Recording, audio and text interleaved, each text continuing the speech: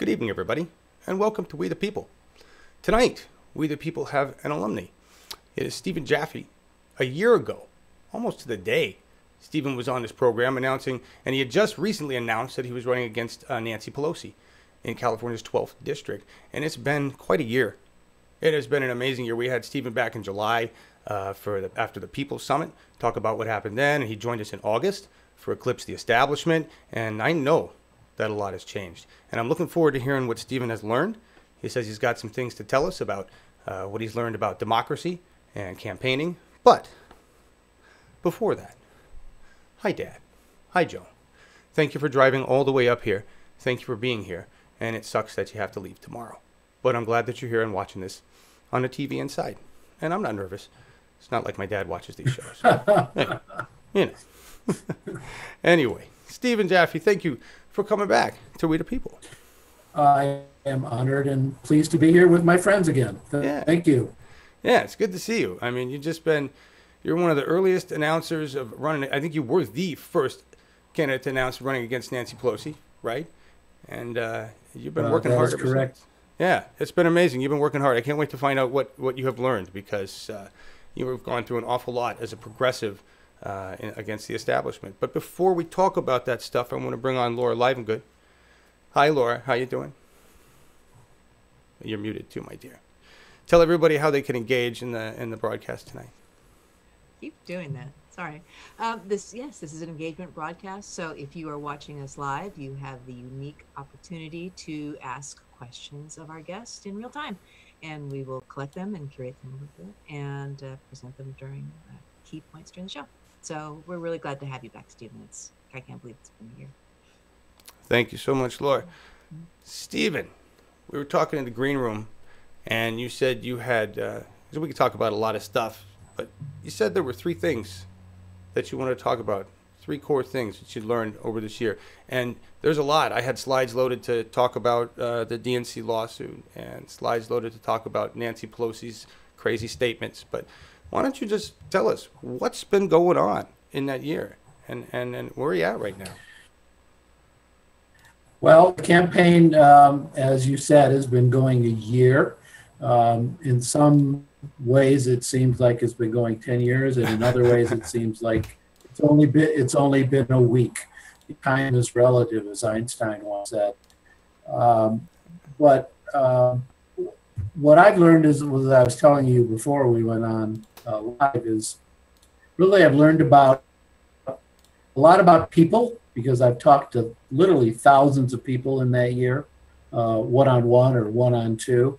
I've learned a lot about the nature of politics, because this is the first time I've run for public office, and it sure looks a lot different from the inside than it does from the outside.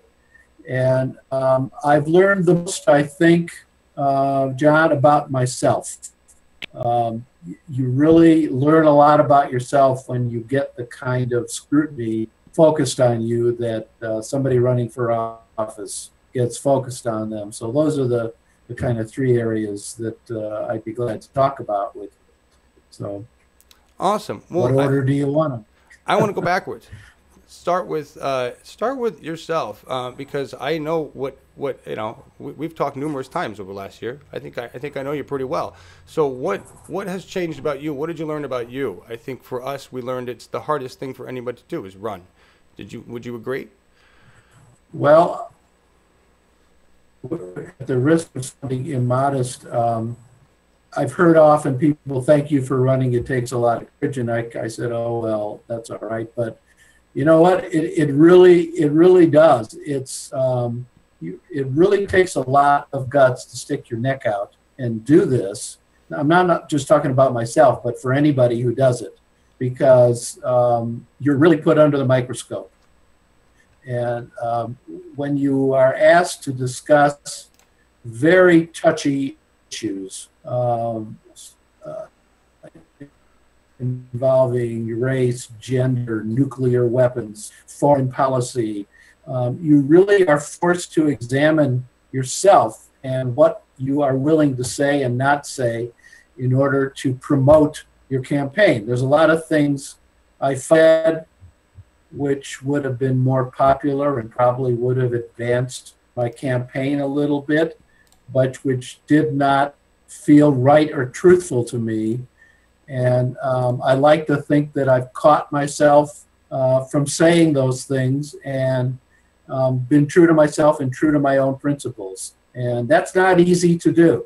That's not easy to do, especially when you have a not particular popular position. And when the popular position is not yours, it's easier to say the popular position and try to ride that than it is to state what you really feel and defend your principles.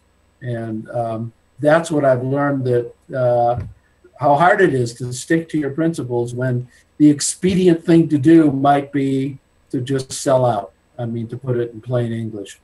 Sure, the expedient thing, the profitable thing, the thing that might help you win, right? And that's right. And you have to debate that all the time. And just to let everybody know, yes, the internet connection is a little sketchy over there. We're getting freezes of Stephen, but at least the audio is good. So sorry for that, but we're glad the audio is coming through good here.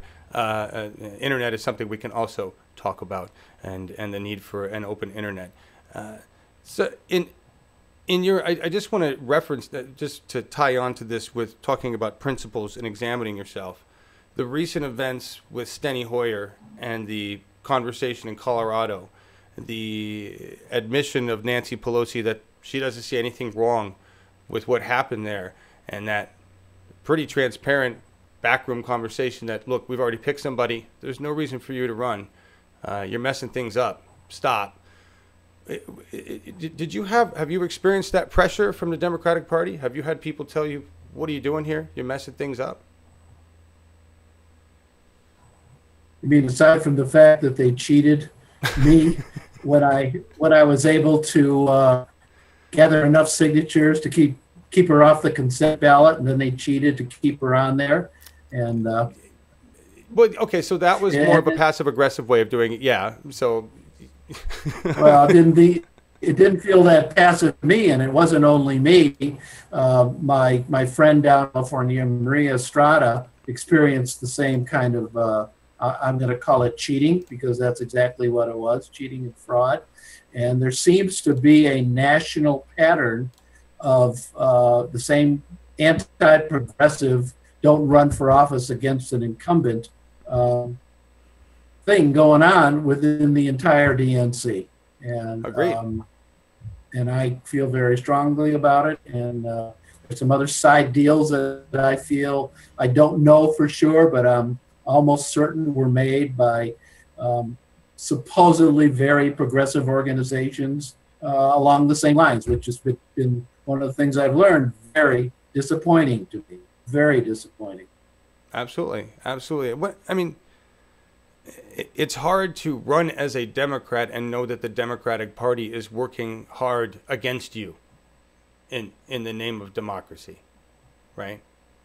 That doesn't seem right. I mean, obviously that the Democratic Party is undemocratic with a little d here. That's not what they do, and they're being called on it. And you got Pelosi saying, "Yeah, we did it. So what? I don't see anything wrong with it." And it just leaves me shaking my head when I hear her say things like that. And I hope the voters have the same reaction to that as I have. Yeah, I think the Democratic Party has proven that they're not going to follow any sense of rules that we were thinking they were going to follow, and they don't believe that they have to. And so this has really set a dividing line between, non-corporate interest candidates such as yourself and corporately controlled candidates such as Nancy Pelosi, and there's several others in many races right around the country that we're seeing this battle where the Democratic Party has picked a candidate. Your lawsuit against the Democratic Party, along with, I believe, Maria Estrada, right? You guys have experienced the same thing. She experienced cheating, a different kind of cheating, which was equally nefarious, but it was a different kind. Are you familiar with what happened to her? No, I thought you were both just denied van and told not to run. No, what happened to her, I mean, what happened to me is they gave me a phony list to work from. And then when the time came to count up how many signatures I had, they told me, this is after the fact when the voting was closed, oh, you have the wrong list. We have a bigger list. And sorry, we forgot to give it to you, but too bad. So, right. And that's what happened with Pelosi. With Maria, she did have enough signatures. The voting closed. Then somebody inside the DNC, and we know who it is, gave the ballot, the petition she turned in, because she only needed 11 signatures. That's and right. They disqualified, and they gave that to Rendon's staff the day they were turned in. Rendon's staff, and then ultimately Rendon himself, started calling the people, told them to rescind their vote, to unvote, to unring the bell, and two of them did it, and then they said, sorry, Maria, you lose too. Move the goalposts, change the rules. Yes. And this is how they keep us out. And Yes. The same kind of tactics are being used in the Democratic Party of Oregon, unfortunately, where they have they say they're about open primaries and letting people, we need to have democracy, but then their bylaws state that they won't provide resources to non-incumbents, which kind of negates the let's be open and transparent aspect. We see the same thing in Washington State with other progressives. It's weird because the Western Wall is supposed to be progressive, right? California, progressive. Not really. Not in the Democratic Party, is it? Well, parts of the Democratic Party are progressive. Yes. I'm progressive. Yes. But the incumbents and the ones in there are not progressive in any genuine sense of that word. Not at all. I can go down the whole list of issues on which they are unprogressive and centrist and corporate. I think everybody knows where I stand on those. Absolutely, and that's why you're running. And we could talk about some of those key issues, but I wanted to circle back around to your 3 and go back to number 2. Yeah. Right? Do you want to touch on that? Which one? Politics? What I've learned about politics? Yes. Or, what you've learned about politics? John, I gotta tell you,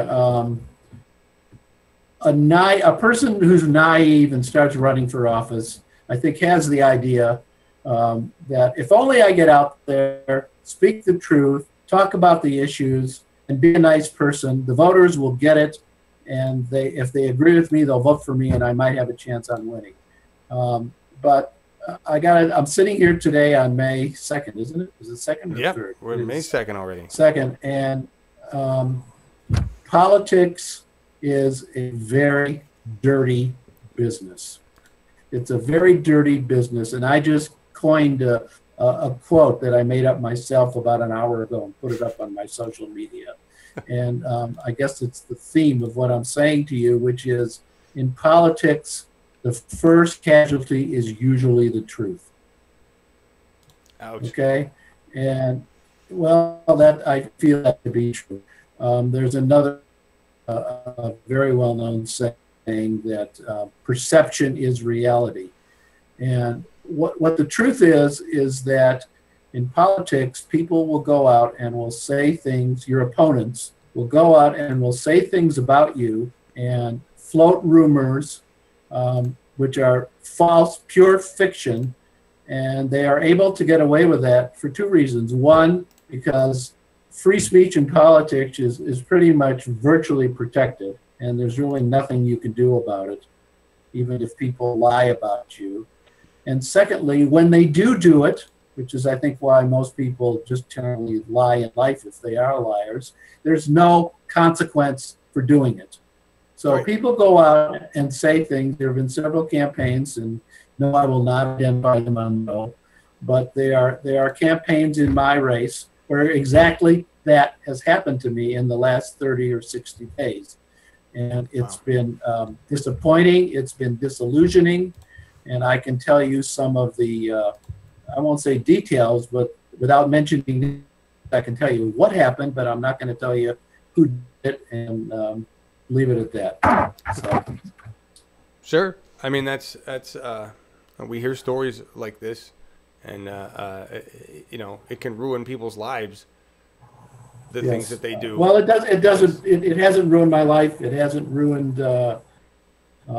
my campaign. I'm still going to come in second, but it's Excellent.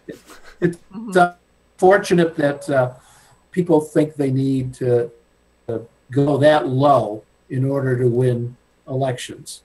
There's one candidate who endorsed me almost as long as I've been running, who turned around and endorsed two other of my opponents about 2 or 3 weeks ago, which of course negates that endorsement and is now campaigning for one of my opponents. Very disappointing. That particular candidate is not the person I thought he or she was, but that's exactly what happened. Very disappointing about that. Another candidate has deliberately gone around to places where I have obtained endorsements months and months and months ago and asked the endorsing entities and clubs to rescind their endorsements of me based on lies. Wow, that's harsh. And that's happened in my race. And again, no, I will not say who it is. But if you want to pry, do your own investigative journalism, be my guest. Other candidates have said, oh, Jaffe's a landlord billionaire and drives around in a $200,000 car. I mean, this is pure fiction. And then when this candidate was confronted about that, the only thing he or she, I guess there is no she, he said was, oh, well, I guess I heard that rumor. Maybe it's not true. This is the kind of stuff that has disillusioned and disappointed me. Right. I don't do that. I do not do that. I am not going to do that. I don't need to do that. But I guess it's part of being in first place or a front runner. They feel they have to try to attack me and affect my credibility and integrity. But it's very disappointing that these kinds of things, aside from the California Democratic Party itself, which we've already discussed, how they cheat, and the DNC, how they cheat. So I've learned that politics is a dirty business and that the perception is reality. Remember what Trump said when he was running? And people said, well, aren't you worried about your base, your evangelical base being concerned because you're anti-woman and you're adulterer and all this? And Trump says, well, I could go out on Fifth Avenue and shoot somebody and I wouldn't lose my base. And he's right. Mm-hmm. He's right, because nobody cares what you do. It's called cognitive dissonance. If as long as you agree with them on what they think they agree with you about, they don't care what you do. They don't care. They are willing to overlook pretty much anything. But in the same vein, if you're representing ideas that are threatening their status quo, then you are going to be crucified, which is what is happening to you. And that's what we see. Bernie Sanders in the $4 million coat or whatever it was that all of a sudden Bernie Sanders is rich and drives around and has a mansion. They were saying that too. So you're with Bernie. You must shop with Bernie and have the same banking with him, because apparently he's got stacks. They push the same smears around. So feel lucky that you're in that exclusive club. All right, that's a good thing.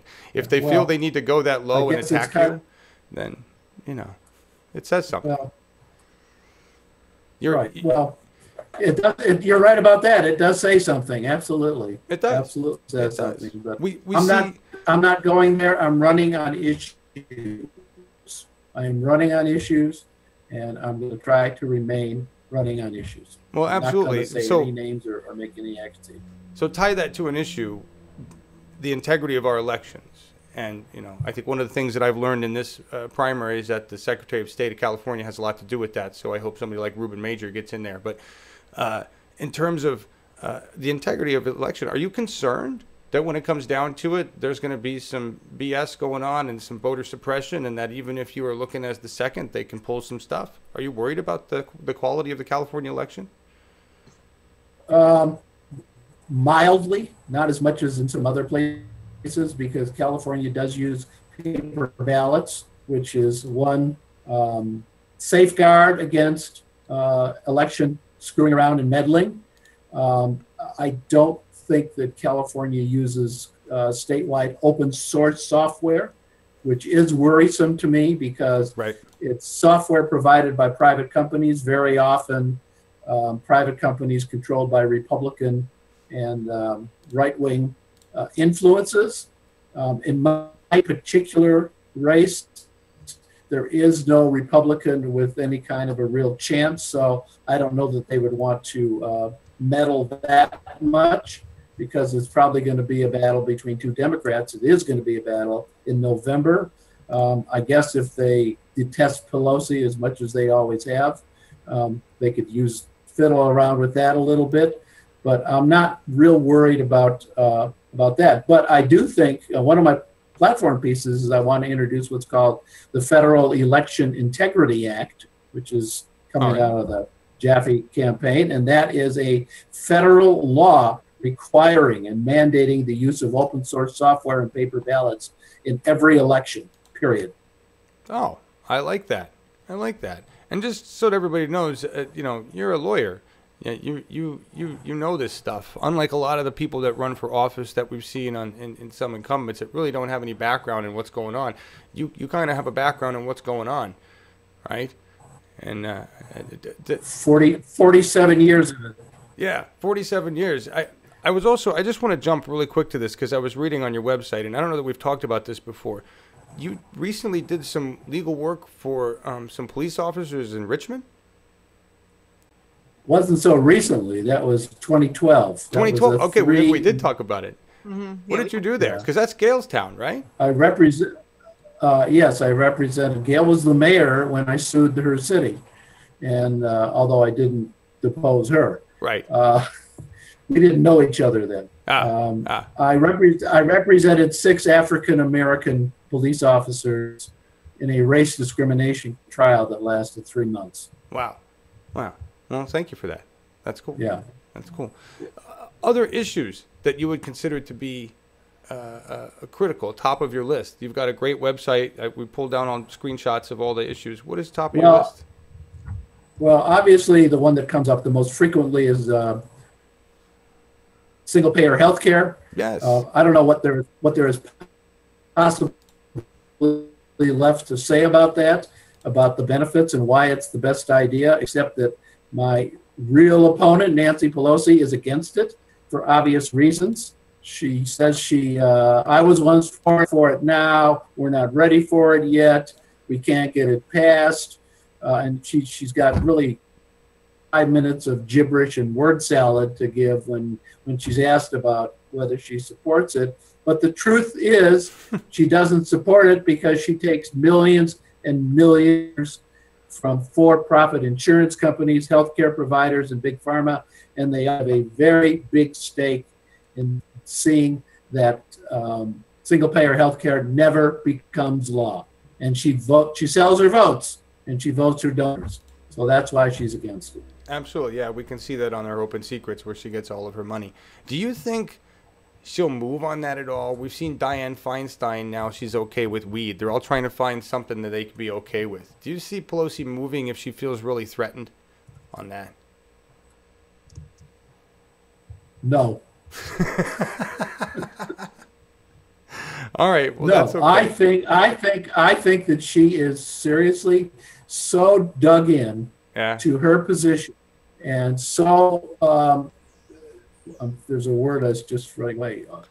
I don't know, dependent, owing to her donors, that she will not change. I don't think she'll change, and she touts herself as needing to be reelected because she raises so much money. Right. But as I've said on your show before, you don't stop there. You got to ask, really, Nancy, who's giving you the money and what are you giving them for it?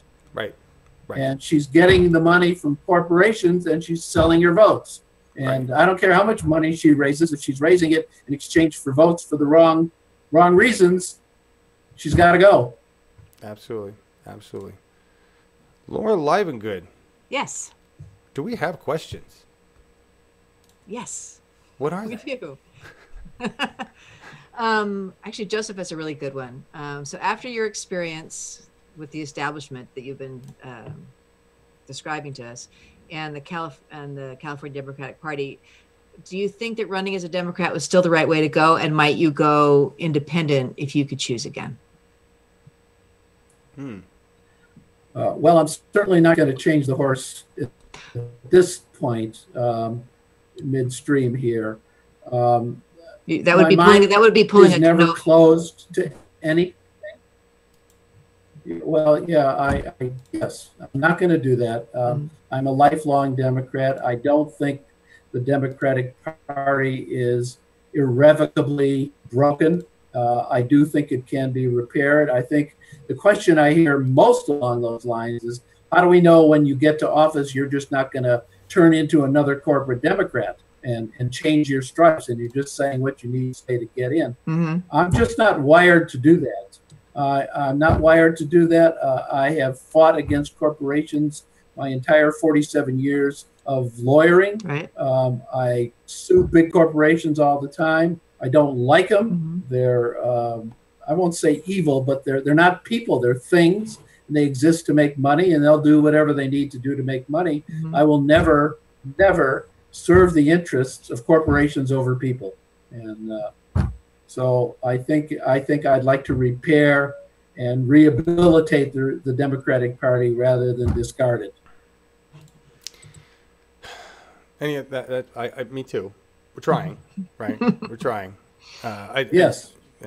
Any other questions, Laura? Yes, I got another one from Alpha Gray Knight. So how can progressive candidates get the attention of the media so that we can out-primary corporate Democrats and win elections by sheer name recognition? How do we get the media attention? Yeah. You have to be really persistent and annoying. That would essentially be it. You have to find something that makes you different from every other progressive candidate and not just do the same things every other progressive candidate does. Yeah. I hear water. Yes. You have to do whatever it takes to get the attention of the media. When I announced, to my great shock, I was contacted twice, as you might remember, by Fox News, Fox National News. That's right. I remember that. I was on Fox twice. I didn't solicit them, but because I was first, and because I'm a Democrat, and because I have a little gray hair, they thought, well, hell, this guy's going against Pelosi, and we hate Pelosi so much, we'll give him some airtime, try to get him to say something really nasty about Pelosi.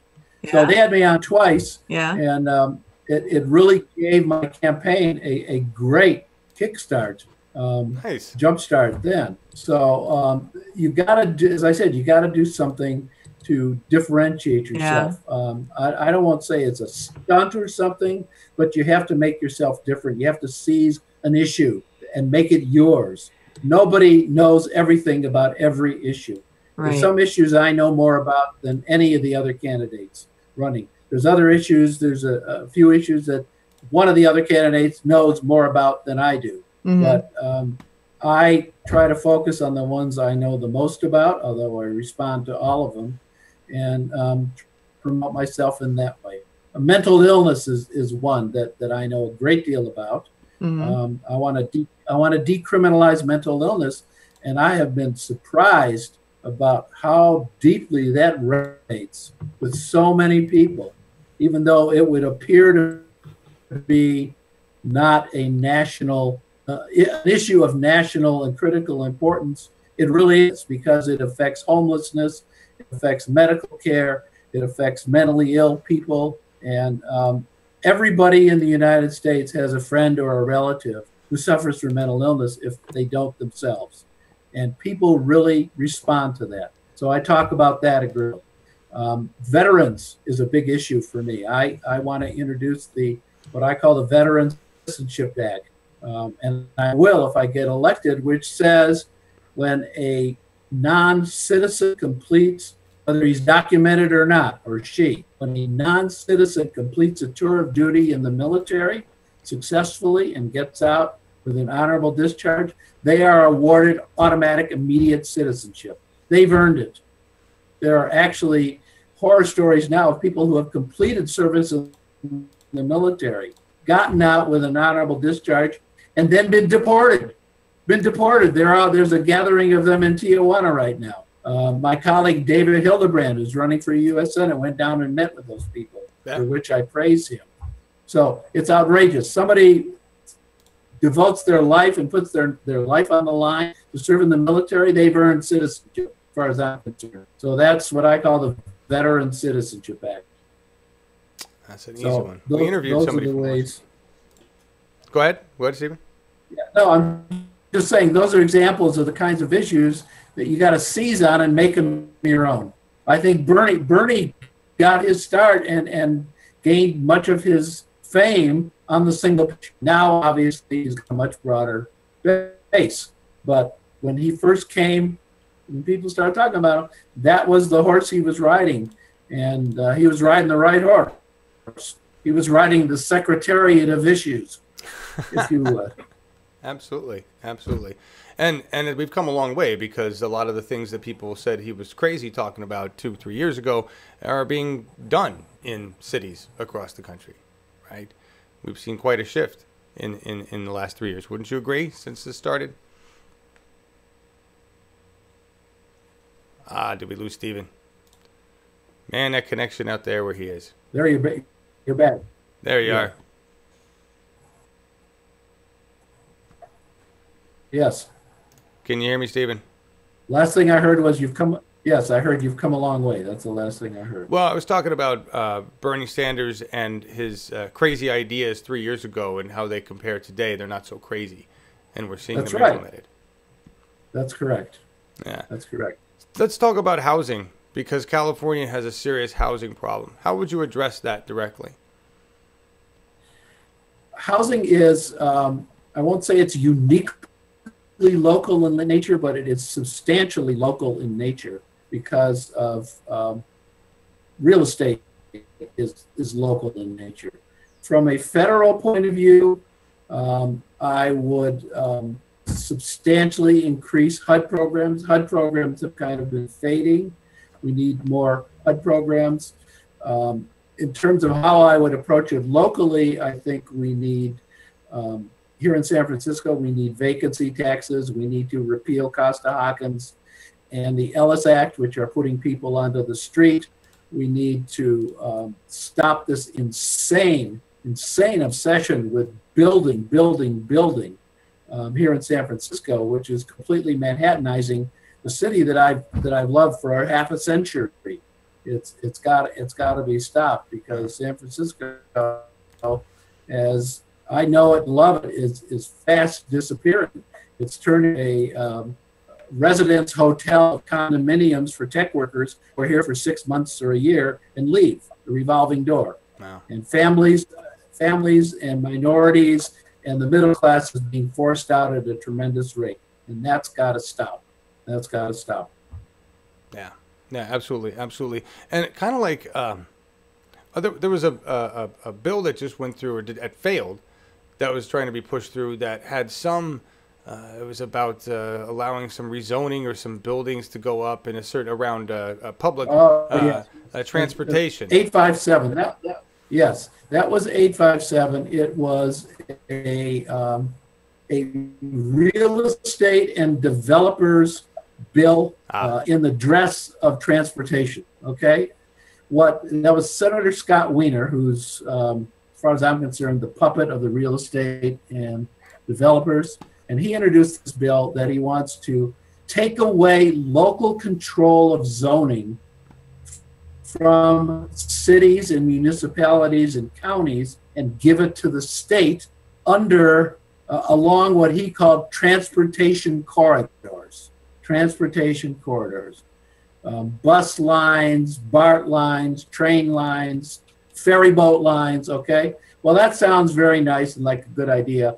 His argument was so people can live along these transportation corridors and then get to work without owning a car and clogging the streets. Okay, the problem with that is when you apply that bill to city of San Francisco and probably most of LA, it's 90% of the city. Wow. Let me say that again. It's 90% of the city. So what you're saying to the city of San Francisco is, kiss your control of building in your city goodbye. The state now has it. And Wow. Same thing with LA and other big cities. And fortunately, the Senate subcommittee, there was such a tremendous outcry against this because it was so transparently in favor of real estate and developers and bankers that it couldn't even get the bill out of committee. And I think it's hopefully dead for now. Yeah, I saw that it didn't pass, and I was happy about that. I saw the Democratic Socialist.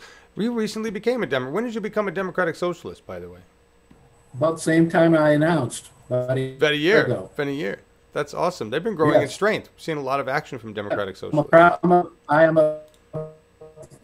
I am a proud, I hope they're all listening, I'm a proud DSA member. Yes, I am. Yes, that was the social, the S word, I call it. The socialist word was something that the Fox guy tried to ambush me with when I went on the first time. When I wouldn't bash Pelosi to his satisfaction, he turned on me and he said, well, he says, isn't it true you're a socialist? And he kind of said it like that. And I said, well, let me tell you something. We are all socialists. I said, if you like parks, roads, police departments, military, public, anything run by the public and the government, you're a socialist because that's socialism at work. And I kind of shut him down. That's awesome. That's awesome. Yes. See, it's been so long. I remember these stories, but it's like an old battle now. Yes. Like we've moved on to new battles, you know. In this thing. Yes.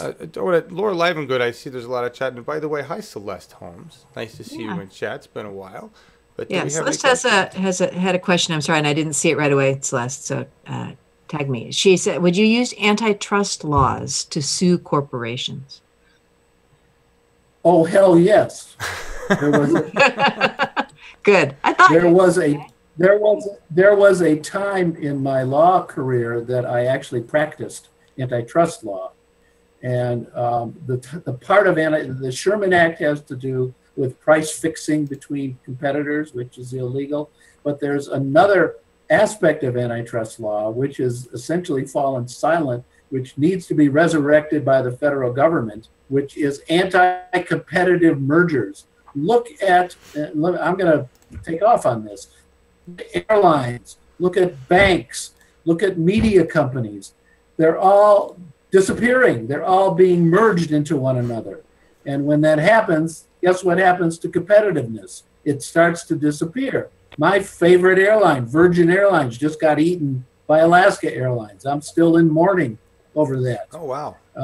We've got to stop. We've got to stop this. And the way to do that, and it is a federal issue, is to get into Congress and start using the power of Congress to instruct this department to start antitrust laws, both the Sherman Act and the Act of Anti-Competitive Merger.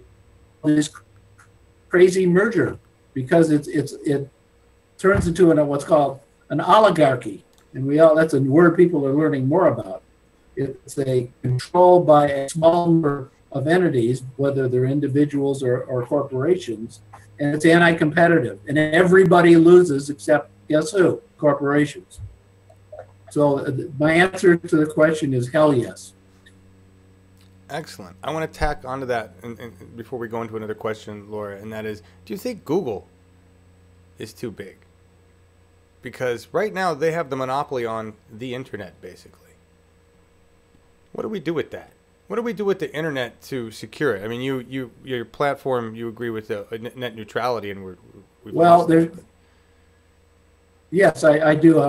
I'm very strong in favor of net neutrality. I worked hard, or tried to, against the vote that got taken place at the FCC. I'm not sure the issue's over with because the courts may weigh in, and I don't know that the internet is not really something that's analogous to the public airways for broadcasting that really should be owned by and regulated by the government.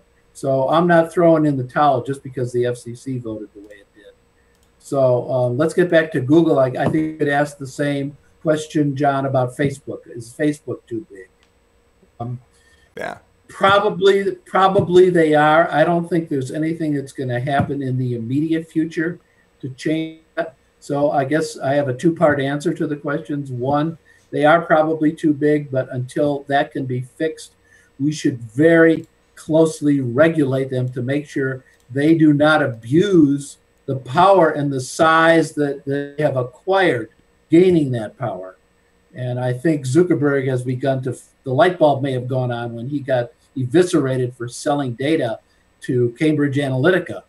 And I'm sure you're familiar with what I'm talking about. And yes.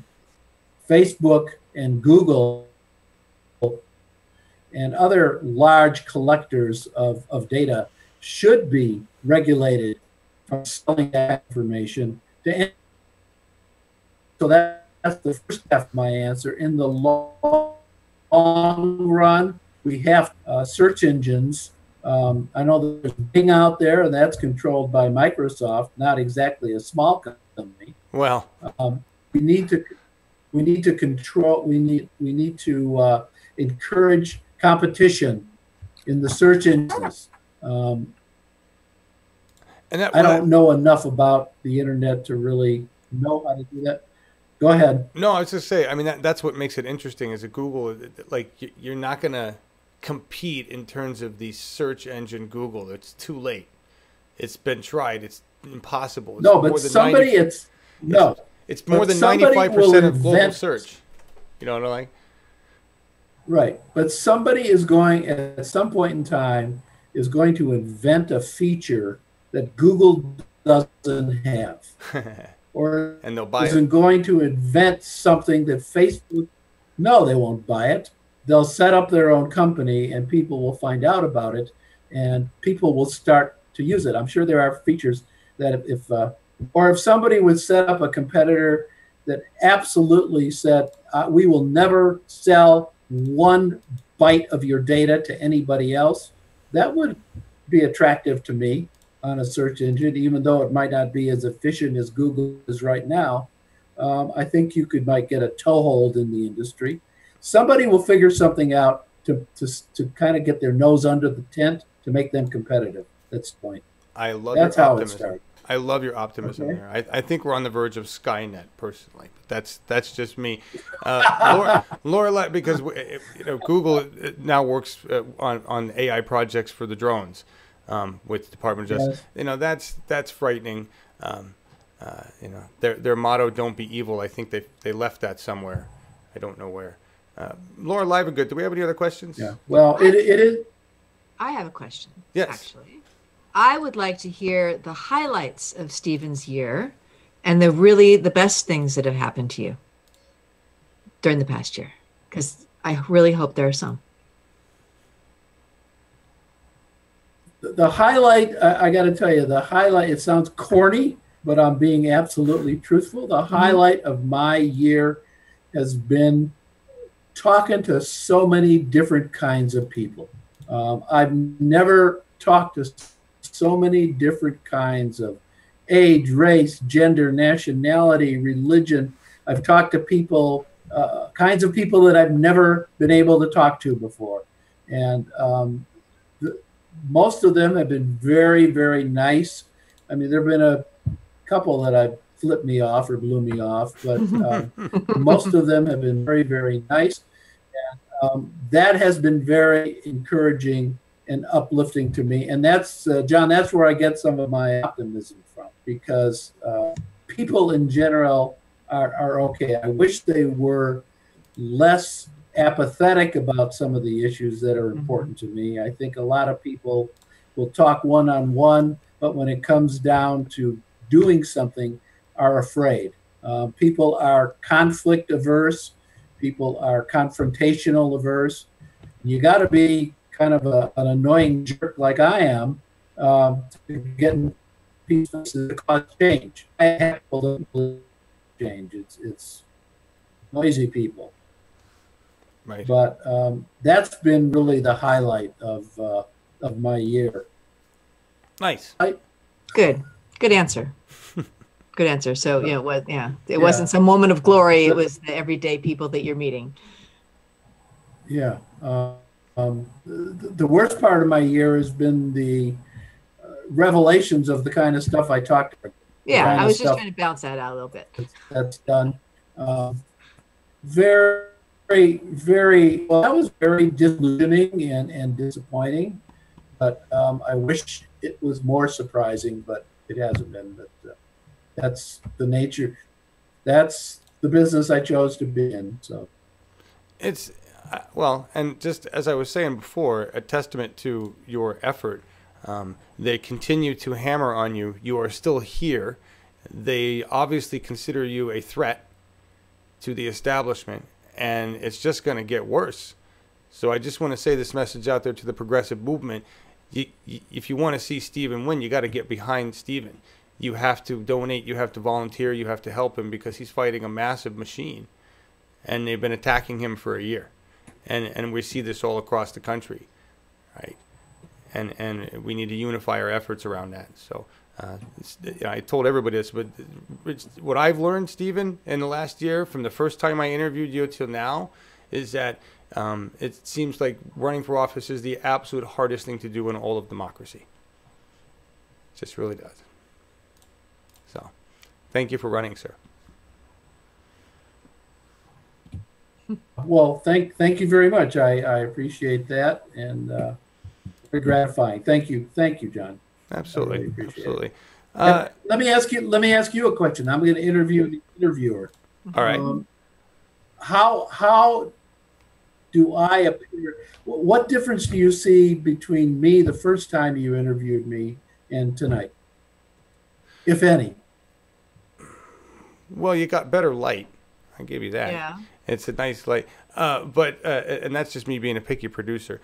For me, what I see is somebody who's seasoned, weathered. Not like you were, it's not like you were young, spry in democracy a year ago. I'm just saying somebody who's a little more calm, cool, and collected, having weathered some storm, I guess is what I'm saying. Does that make sense? And it gives me hope in the idea that you can get through all that crap, because we see a lot of people really struggling with that crap, and to see where you're at with, it's encouraging to see that you're still here. That's the biggest thing. You're still here. You know what I mean? Running against Nancy Pelosi. I know that doesn't sound like much, but I find that awesome. That you've been battling MSM and all of that, and you're still here. So to me, that's what it is. That's the biggest thing. You're ready to go. Well, thank you. Yeah. And you've mounted a very Bernie campaign. Yeah. Well,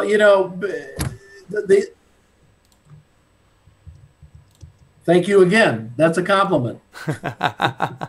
Thank you. After being a lawyer for 48 years, the universe that I'm used to is very structured. It's very rigid, and you can predict if X happens, then you can do Y and Z. Politics is completely different. It's much more free form, and it doesn't work the same way. And I think that's the difference you're seeing. I've come to understand the difference between what I used to do and what I'm used to now. So, right. That's changed me. Yes. That's awesome. Yeah, I mean, I don't think back a year ago you would have expected the kind of tactics to come out against you, right? You weren't expecting that. No. I don't think any of us were, really. And in a way, my other primary opponents are running against me because they want to take my vote so they can finish ahead of me. I'm running against Pelosi, and so it's a different dynamic. That's one of the things we talked about before we went on the air. I think that's something to keep in mind. It's one thing I've learned. Absolutely, and I appreciate your position on that.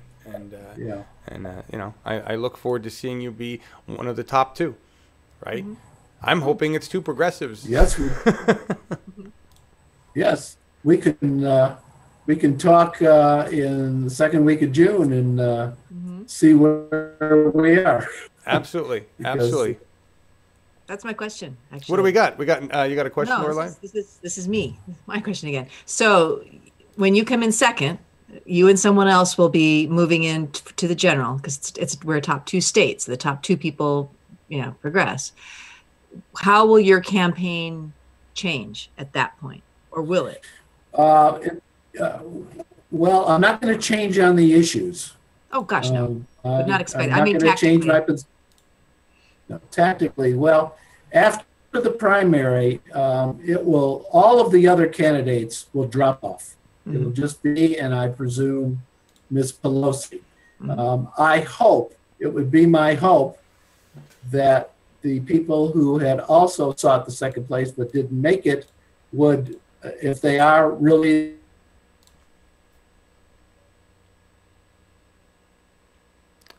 the internet. We got to work on that. You're back, Stephen, I think. If the Republican, what's that? Sorry, we have a terrible delay. We just lost about 5 seconds of you, so we lost a little bit of that. All right. So look, after I could stay after everybody else drops off, and I hope all the other candidates, including the Republican, line up behind different reasons. The progressives should do it because I'm singing their song, and the Republicans should do it because they detest Pelosi and they want her out. So that will really skew a great deal. I think that I will be taken even more seriously. That it's a very important. I've said it's the most important congressional race in the country right now, not because of me, but because of who I'm taking on. Some notice, and I think that should boost, I hope, some of my donations way up from around the country. So when it's just one-on-one and Republicans to split up the vote, I think it's going to be and I intend to take her out. Awesome. I hope you do. I hope you do. You've been working on it for a year, and we need to see Nancy go. And I'm excited that you're still here and you've weathered a whole bunch of crap. And I appreciate that. Thank you, Stephen. Where are you going to be next? You're all over the place. You're always going somewhere. We can barely keep track of you. Between now and the primary, I got to tell you, my focus is going to be voters, most voters. I'm going to be out among the people, talking, canvassing. I'll be doing events and meetings, but mostly I will be wearing pairs of shoes on the streets of San Francisco, meeting my voters. I think one of the things, there's one more I think is important. I think the progressive movement, as I've come to understand, is a relatively small universe of people. Not the people who have the values, but the progressive activists are a relatively small group of people. When you look at the rallies that we hold, and to a lot of them around the state, you see pretty much people's faces around. And sometimes I think us progressives tend to overestimate and exaggerate the influence and the importance of this little bubble universe that we're in. And we forget how big the rest of the world is out there. And now I'm running for an office that's citywide here in San Francisco, and I go out into the neighborhoods, nobody asks me, hey, have you been on Jimmy Dore? Do you know Tim Black? Do you like the Young Turk? No one out there in those neighborhoods has ever heard of any of those people. No one's ever heard of them, even though we like to think that they are the flag carriers for our movement, and in a real sense, they really are. But you got to remember, if you're going to get the vote, you have to reach all the people out in the big universe. And if there's a lesson for progressives, it's to open our eyes, and I'm guilty of this as anybody, and realize how big the world is out there that's outside the bubble in which most of us usually exist. Am I preaching too much here? No. It's just your point is kind of becoming a reality, because right now we're dealing with serious internet issues with lag and delay, and the fact that our channel is also being censored harshly, along with YouTube channels like Jimmy Dore and other channels. The progressive movement online is being crushed by big business and by the fact that the terms of service say that these channels can do it. So what Stephen is trying to say is that being on the ground and recognizing that the majority of the people on the ground that are going to be voting for Stephen aren't watching TYT, they're not watching the internet, they're still watching CNN. And I think that's where you're going there. We have a long way to go to or they're not watching and they're just going about their lives trying to struggle, make a living, pay rent, and feed their families. Right. And right. It's my job to go out there and tell them why I'm running, and then tell them why voting for me will help them. Why voting, and that's just for all progressives. Why will voting for me help you? Medicare for all is one way. It's easy to explain to most people who are paying, $700,000 a month a health insurance premium. I say, how would you feel if you didn't have to pay that? Well, that they understand. Right. That they understand. How would you feel if you didn't worry about all the guns out there? That they understand. So that's the job of progressives, to show how progressive values help people who don't even use the word progressive. Right. And we're seeing a lot of that. Stephen, thank you so much for being on. And I look forward to having you on again. I know we'll see you again at some event or something we're doing before the primary happens. And thank you for doing no doubt. Mm-hmm. Can I give my donation link? Absolutely. We're going to put up a page that has all that information. Tell everybody where to go to help you, please. Yeah. Very easy. Donate.Jaffe, Jaffe, the number 4, Congress, CONGRESS.com. Awesome. Thank you so much. Links and all the links are in the description of the video, all of his social and everything. So yes. There you go. All over the internet, Twitter, Facebook, Instagram, sidewalk paintings, you name it. Awesome. Thank you so much. Thank you, Stephen. Audience out there, you know what it takes to keep this channel running and to keep progressive candidates like Stephen on air and going. You're aware of the issues, and you know what we have to do. So please donate, volunteer. It's just us. And hey, in chat, Fluffy Bunny donated to Jaffe. Thank you, guys. Thank you, Fluffy Bunny. Yeah. Who's next week? Do we have who's scheduled? Next week, hold on, real quick. We have got Andy Caffrey from. Hold on, let me move my. Andy Caffrey from California's 2nd District. Very interesting character. He is running in the Green Party, and then. On Wednesday, we have Nils Paulson running in California District 5, same as Jason Kishinev that we just saw last Monday. Awesome. Well, so sorry, I had my big white thing in front of my face. That's why my face got so bright. No yeah, so we've got, and we just booked Eric Rydberg, who's running for Secretary of State in California in the Green Party. He's Monday the 14th. Awesome. Thanks so much, Laura. Thank you, Stephen, for being here. Thank you, audience. And remember that we are a user-supported network. That means you. We don't get any George Soros money here. Although I've been calling. He doesn't say anything. We're going out with Otis Redding, sitting by the dock of the bay, because Laura Livegood picked it. It's a good pick. Why not? Thank you, everybody.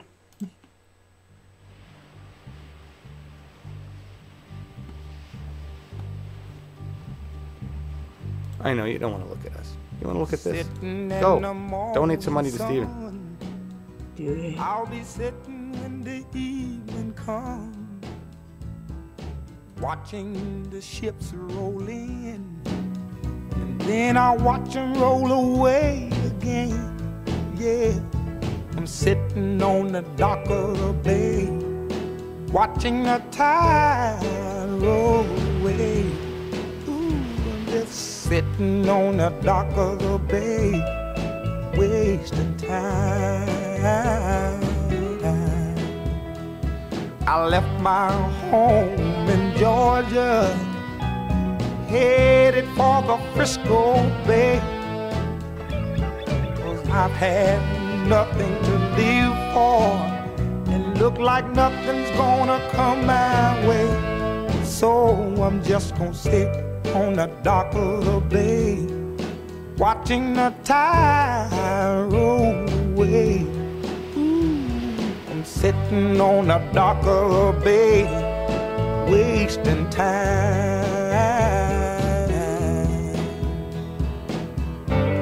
Look like nothing's gonna change. Everything still remains the same. I can't do what 10 people tell me to do, so I guess I'll remain the same. Listen, sitting here resting my bones, and this loneliness won't leave me alone. Listen, 2,000 miles I roam just to make this dock my home. Now I'm just gonna sit at the dock of a bay, watching the tide roll away. Ooh, I'm sitting on the dock of a bay, wasting time.